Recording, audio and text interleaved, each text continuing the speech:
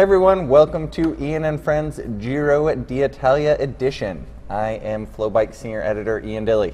And I am Michael Sheehan, Ian's friend. Today we are going to talk about what we saw on stage 9 of the Giro d'Italia. And what a stage it was, a summit finish on top of a summit finish. Yeah, a mere 225 kilometers. Yeah, and we've been thinking that a breakaway might make it to the finish all week long. I mean, technically on stage 6, Chavez was in the breakaway and won on the summit of Mount Etna. Today the breakaway had upwards of 8 minutes at one point. I thought that was going to be their day. Yeah, for all intents and purposes, it looked like they were clear and gone. But then at 43 kilometers to go at the bottom of the climbs, Astana said no. And holy cow, did they just set a tempo.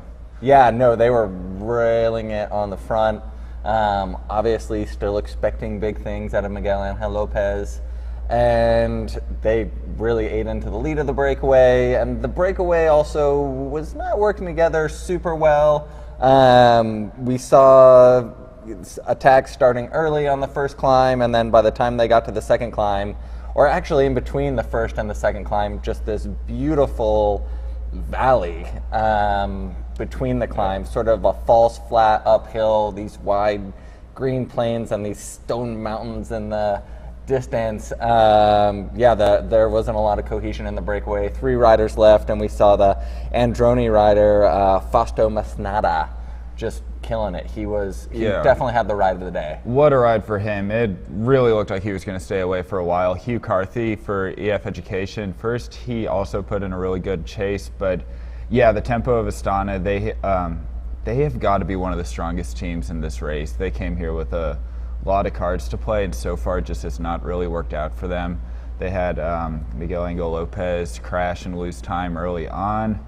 They're racing like they're under a bit of pressure now.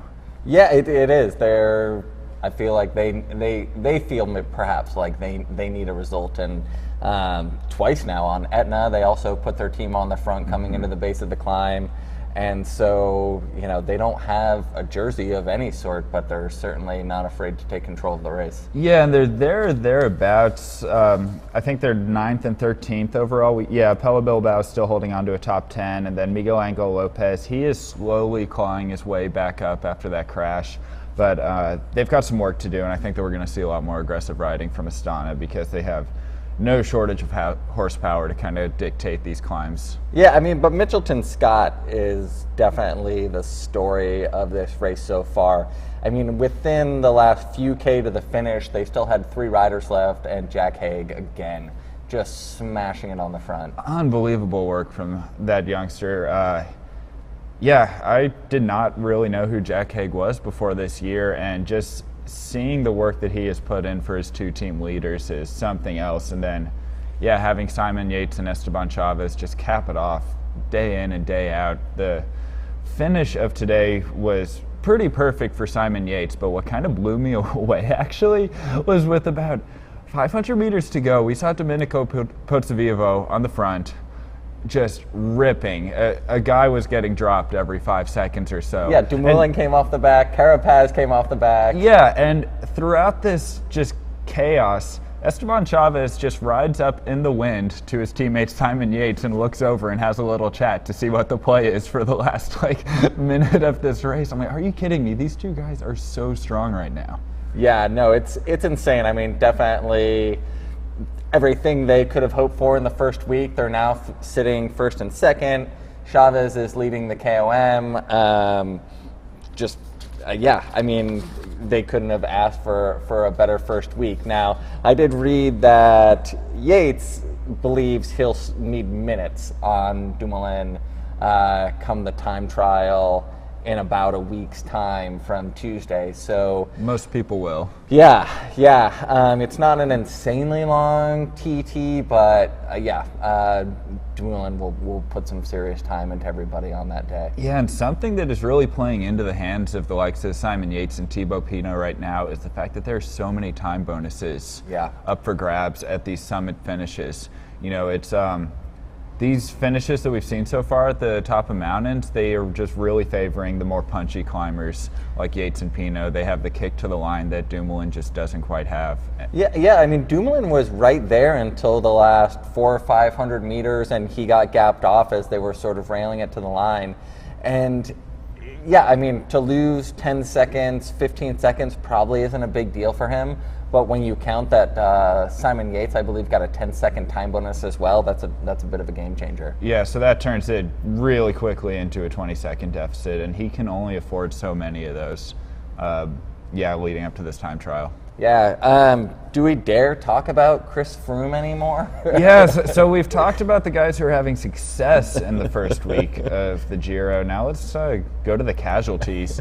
Before we harp on Chris Froome, because we do that enough, Jacka Marechko. I'm so sad. I know. I'm so sad. Ian's pick for the Sprinter's jersey has abandoned today, and it happened off camera. We're not entirely sure why he got into the car just yet, but get into the car he did, and yeah, that's a blow. Probably just too many mountains for him. He is just such a pure sprinter. Yeah, I mean, he was struggling already in Sicily. I believe it was maybe stage 4 or 5. He came off the back, and Willier sent their whole team back for him to make sure he would make the time cut. So you saw that, and you wondered, what are they going to do when they get into the 3 summit finishes this week? And these aren't even the big mountains. Right.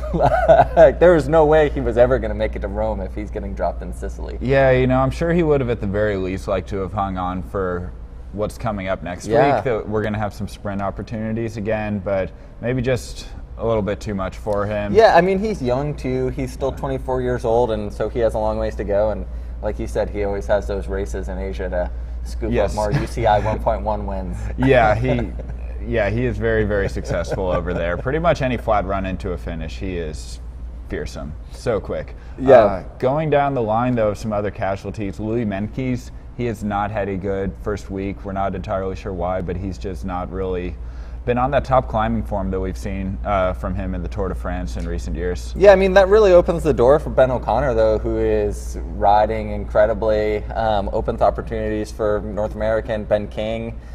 We haven't seen a lot of him during this race, but he's not sitting a huge amount of time back in the overall. I mean, he's riding well. He's riding strongly. So some of these breakaway days that we have coming up could see him in there. So tough for Didata to for Meintjes to fall further down. But it's pretty much a revelation of this race so far is Ben O'Connor, because we saw him have a breakout ride.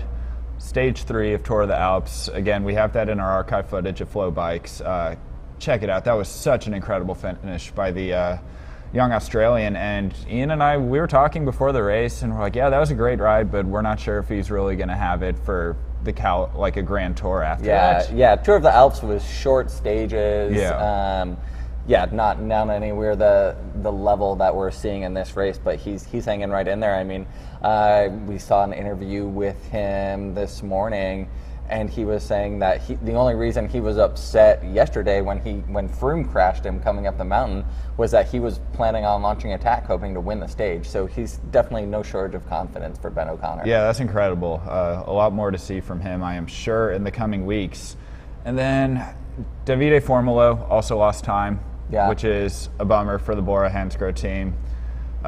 He's going to probably be hunting for stage wins now in the coming finishes. And at the end of the list is Chris Froome. Yeah, so right now, lost another minute, 7 seconds today. That is a huge chunk of time on a mountaintop finish. Sitting 2 minutes and 27 seconds down. Sky left Henao back with him, so that knocked Henao back down in time. Henao sitting at 18th. 3 minutes and 14 seconds. So I don't know. Sky is sort of running out of options. I mean, this week they're going to have some time to recover and regroup, but yeah. Yeah, all of their eggs are definitely in the Chris Froome basket, and right now it's not looking so good. So he's going to have to take the rest day tomorrow and kind of regroup himself, I think, and just regain some focus, because we're not used to seeing him on the defensive, and he's just been on the back foot pretty much since the start of the Giro. Yeah, the other item of note is Michael Woods moving into the top 10, so it's kind Very of slow true. and steady progression over this Giro in the GC. You know, we already saw him get a second place finish earlier this week, but yeah, his GC ambitions are certainly still intact. Yeah, I would venture to say that the only thing that stands between him and a top 10 overall at this Giro is the time trial. I think that's going to be a decisive day for him. Yeah, for sure. And then let's talk about what we have on tap for Stage 10 on Tuesday. It is going to be a long and depressing Monday as we regroup. Yeah. But here's a profile here. yeah, it's an exciting day. I mean, it's what were you saying earlier? It's ostensibly a sprint day, but as a sprinter, you never want to see a stage that starts at the foot of a mountain. Yeah, is this a Category 2 climb right off the start? Yeah, that is just a brutal thing to look at when you pull out the road book. If you're a sprinter, when a stage just starts uphill, you are going to be in a world of hurt from the gun, and realistically, you're probably going to be chasing for a good chunk of the first bit of that race. You know, you're going to have to just really limit your losses on the first climb if you're the likes of Elia Viviani and Ben O'Connor. Hope that you can get in the cars on the descent and there's a ceasefire soon. Yeah. Because if it takes a long time for a breakaway to go, we're probably going to see a lot of sprinters way back. Yeah, you said Ben O'Connor, but I think you meant your other favorite sprinter, yes, Sam Bennett. Yes, similar Ben. But yeah, it's if a breakaway can't make it to the finish on this day, I think it just proves to how much the teams are fighting for stage wins in these races. We haven't really seen a stage yet where they've been happy just to let the break roll and let someone from the breakaway take the stage. So yeah, it's gonna be an interesting day, another exciting day at the Giro d'Italia. Yeah. First and foremost, though, rest day coming up tomorrow. And yeah, a real rest day. We had another rest day on Monday, but everybody was traveling back from Israel. It feels so long ago. It does. Yeah, Ian and I are ready for a rest day, too. Yeah. All right, well, we're going to go take our rest day, and we will see you on Tuesday for Stage 10 of the Giro d'Italia. Thanks for joining us.